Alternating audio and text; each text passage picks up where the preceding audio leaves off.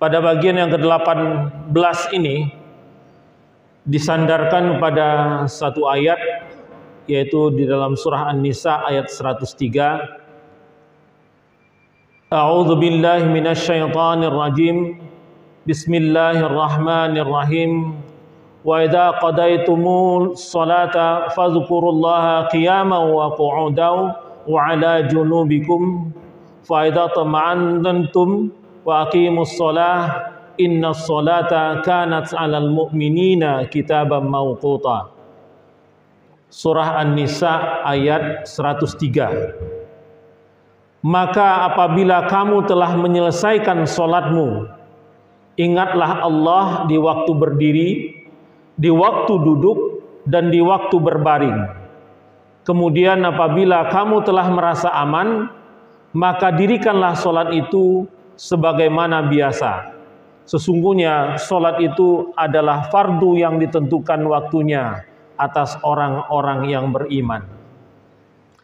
Ayat ini adalah ayat yang menjelaskan kepada kita bahwa kewajiban salat itu tidak pernah berhenti dalam kondisi apapun. Dalam kondisi apapun, kalau kemudian kita dalam kondisi tidak bisa melaksanakan sholat, maka sholatlah semampunya, sebisanya. Kemudian setelah halangan itu selesai, maka kita kembali melaksanakan sholat, dirikanlah sholat itu sebagaimana biasa. Kemudian ini juga menyatakan bahwa ayat ini juga menyatakan bahwa sesungguhnya sholat itu adalah fardu. Fardu itu kewajiban yang paling tinggi tingkatnya. Ya, fardu itu adalah kewajiban yang paling tinggi tingkatnya. Yang ditentukan waktunya, ada batas waktunya. Bagi orang-orang yang beriman, bagi orang yang mengaku dirinya beriman. Dalam hadis yang diriwayatkan At-Tirmizi, An-Nasai dan Ahmad dari Ibnu Mas'ud berkata, pada perang Khandaq orang-orang musyrik menyibukkan Rasulullah sallallahu alaihi wasallam dari 4 salat sampai larut malam. Lantas beliau menyuruh Bilal untuk mengumandangkan azan. Setelah azan dan iqamat, lalu Rasulullah mengimami sholat zuhur, lalu berdiri kembali mengimami sholat asar, lalu berdiri kembali mengimami sholat maghrib, lalu berdiri kembali mengimami sholat isya. Hadis riwayat Tirmizi, Nasai dan Ahmad. Ini dalam perang Khandaq, Rasulullah itu karena tidak sempat, karena disibukkan oleh perang, tertinggal 4 sholat. 4 sholat tertinggal. Maka Rasulullah mengqadha sholatnya. Ya, bukan menjamak, tapi mengqadha sholatnya di waktu setelah beliau tenang. Jadi sholatnya itu diqadha, 4 sholat sekaligus diqadha. 4 sholat sekaligus diqadha. Baik Bapak yang dimuliakan oleh Allah. Hadis riwayat Imam Bukhari dan Nasai dari Ibnu Abbas mengatakan, Rasulullah sallallahu alaihi wasallam bersabda, hutang pada Allah itu lebih berhak untuk dilunasi. Hutang pada Allah itu lebih berhak untuk dilunasi. Dalam pengertian, kalau dibandingkan antara hutang kepada Allah dan hutang kepada makhluk Allah yang lain, apakah manusia atau apapun lah, maka hutang kepada Allah itu lebih berhak untuk dilunasi. Salat itu adalah hutang. Salat itu adalah hutang dan itu harus dilunasi. Hadis yang lain dari Anas bin Malik, Rasulullah sallallahu alaihi wasallam bersabda, ketika kalian tidur atau lalai menunaikan salat, maka hendaklah menunaikannya ketika mengingatnya, karena Allah berfirman, dan laksanakanlah solat untuk mengingatku. Ini dalam surat At-Toha ayat 14. Hadis riwayat Muslim. Hadis ini diriwayatkan Muslim. Dalam hadis yang lain, siapa saja yang melalaikan solat, maka hendaklah mengerjakannya ketika mengingatnya. Tidak ada kafarat solat kecuali melakukannya. Hadis riwayat Imam Bukhari. Siapa saja yang melalaikan solat, maka hendaklah ia mengerjakannya ketika mengingatnya. Tidak ada kafarat solat kecuali melakukannya. Artinya adalah tidak ada pengganti solat. Solat itu tidak bisa diganti kecuali dia sendiri yang mengganti. Kecuali solat itu diganti. Jadi tidak sama dengan puasa. Puasa kalau tidak mampu mengerjakan puasa, bisa diqadha puasanya dengan fidyah. Tetapi sholat tidak bisa difidyah. Hanya bisa dibayar oleh sholat itu sendiri. Artinya apa? Artinya diqadha sholat itu yang tertinggal. Hadis yang lain, Rasulullah pernah mengqadha sholat 4 waktu. 4 waktu sholat, zuhur, asar, maghrib, dan isya pada waktu isya dalam perang Khandaq. Nah ini yang hadis yang kita bicarakan di awal tadi, yang pertama tadi. Ini hadis riwayat At-Tirmizi dan Nasa'i. Kemudian hadis yang lain, Nabi pernah mengqadha sholat subuh saat pulang dari perang Khaybar. Kalau tadi perang Khandaq, ya. Kalau ini perang Khaybar, ya.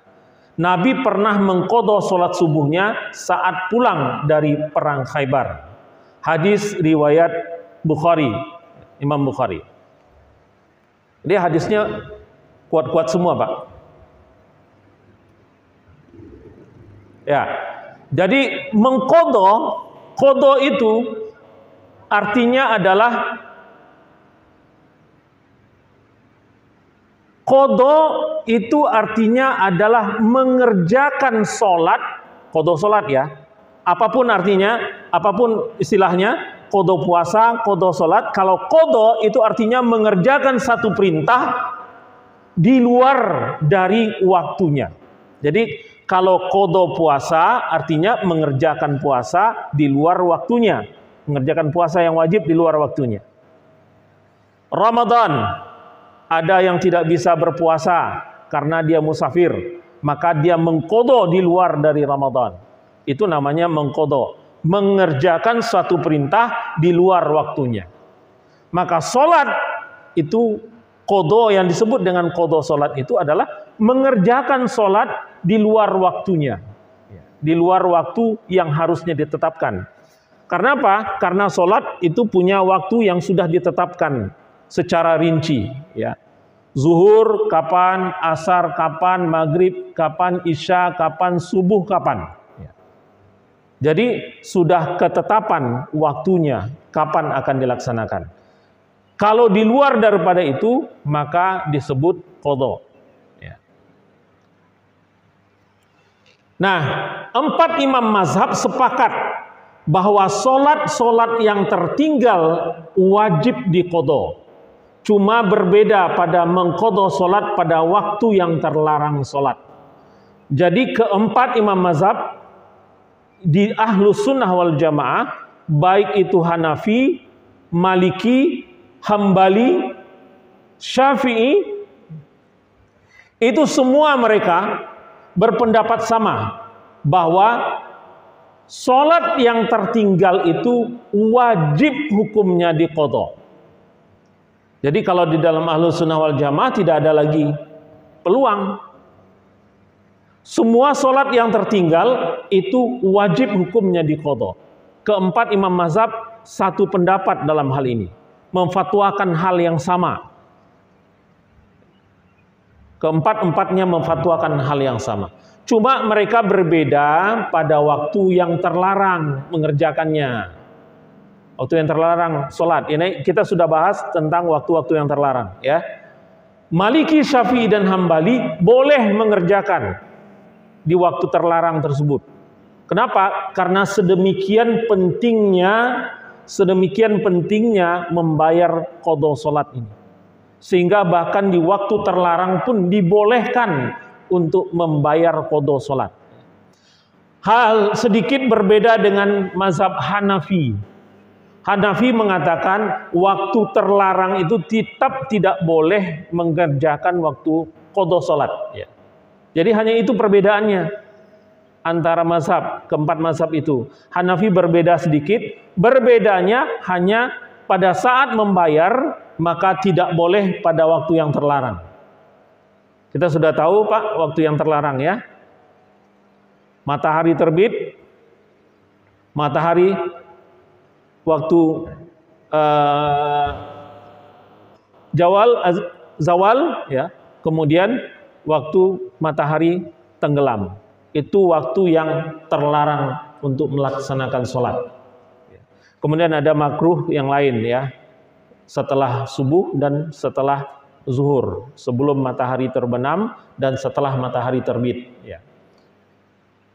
Ini waktu yang terlarang untuk melakukan sholatnya, bukan setelah matahari terbit, tetapi setelah subuh menjelang matahari terbit. Ya. Nah, di dalam mazhab Hanafi, siapa saja yang meninggal dunia dan belum mengqadha sholat yang ditinggalkannya tanpa uzur, maka ia wajib berwasiat agar membayar kifarat sebagai gantinya. Jika si mayit tidak berwasiat, maka ahli waris disunahkan mengeluarkan fidyah dari hartanya sendiri. Ini mazhab Hanafi seperti ini, tetapi tidak di dalam mazhab yang lain ya. Nah, keempat imam mengqadha sesuai dengan sholat yang ditinggalkan. Keempat imam itu sepakat bahwa mengqadha sholat itu sesuai dengan sholat yang ditinggalkan. Misalkan sholat zuhur, qadhanya juga adalah sholat zuhur, diniatkan sholat zuhur. Ya, tentang pelaksanaannya nanti kita jelaskan. Apakah harus di waktu sholat zuhur atau bisa dikumpulkan pada satu waktu tertentu ya. Tetapi empat imam sepakat bahwa kalau yang ditinggalkan itu adalah sholat zuhur, maka diniatkan sholatnya adalah sholat zuhur untuk membayar qadhanya ya. Namun Hanafi dan Maliki mengatakan bahwa jika sholat yang ditinggalkan itu qasar karena safar ya, maka qadhanya juga diqasar. Jika sholat yang ditinggalkan itu sholat sir, maka penggantinya juga sir. Jadi pengertian mengqadha sholat sesuai dengan sholat yang ditinggalkan itu adalah kalau sholat yang ditinggalkan itu adalah sholat qasar, harusnya qasar ya, karena dia dalam keadaan safar. Maka penggantinya juga adalah sholat qasar. Jadi kalau yang ditinggalkan itu sholatnya yang dari 4 ke 2, sholat zuhur dan sholat asar, dia dalam perjalanan, kemudian dia tinggalkan sholatnya, maka mengqadhanya juga adalah dengan qasar juga, dua-dua juga. Ini yang dimaksud oleh di dalam mazhab Hanafi dan mazhab Maliki, penggantinya juga qasar. Kalau yang dilakukan atau yang ditinggalkan itu sholatnya adalah sholat jahar, maka penggantinya juga adalah sholat jahar, walaupun dilakukan pada waktu siang. Kalau siang kan waktu sholatnya sholat sir semua, ya. Walaupun dilakukan sholatnya pada siang hari, maka tetap dilakukan jahar. Atau sholat yang ditinggalkan itu adalah zuhur dan asar, yang sholatnya adalah sir, maka dan dilakukan misalnya malam, punya waktunya malam mengqadha sholatnya, maka dilakukan sholat itu juga dengan cara sir, walaupun dilakukannya di waktu malam hari. Ini perbedaannya. Ini diyakini oleh atau dianut oleh mazhab Hanafi dan Maliki. Tetapi mazhab Syafi'i dan mazhab Hambali berbeda. Ya. Mazhab Syafi'i dan mazhab Hambali, jika sholat yang ditinggalkan itu adalah sholat qashar, maka qadhonya tergantung saat kondisi menggantinya, safar ataupun mukim. Atau jika sholat itu adalah sholat sir atau jahar, tergantung saat melakukan qadhonya. Jadi bedanya antara Hanafi dan Maliki, Syafi'i dan Hambali, kalau Hanafi dan Maliki menyebutkan bahwa sholat pengganti itu tergantung kepada sholat yang ditinggalkan. Kalau Mas Syafi'i dan Hambali mengatakan sholat pengganti itu adalah sesuai dengan waktu mengerjakan sholat pengganti tersebut. Ya, jadi kalau yang ditinggalkan itu sholatnya ada, ini dalam mazhab Syafi'i dan Hambali. Kalau yang ditinggalkan itu sholatnya adalah sholat zuhur dan asar, dikerjakannya malam hari, maka sholatnya dijaharkan karena waktunya adalah waktu jahar. Ya, tapi kalau sholatnya adalah yang ditinggalkan maghrib, isya, dan subuh, tapi dikerjakannya siang hari, maka waktu mengerjakan qadha sholat itu dilakukan dengan cara sir. Jadi bedanya di situ. Mazhab Hanafi dan Maliki mengatakan sesuai dengan sholat yang ditinggalkan, sifat sholat yang ditinggalkan. Kalau Syafi'i dan Hambali sesuai dengan waktu kapan mengerjakannya.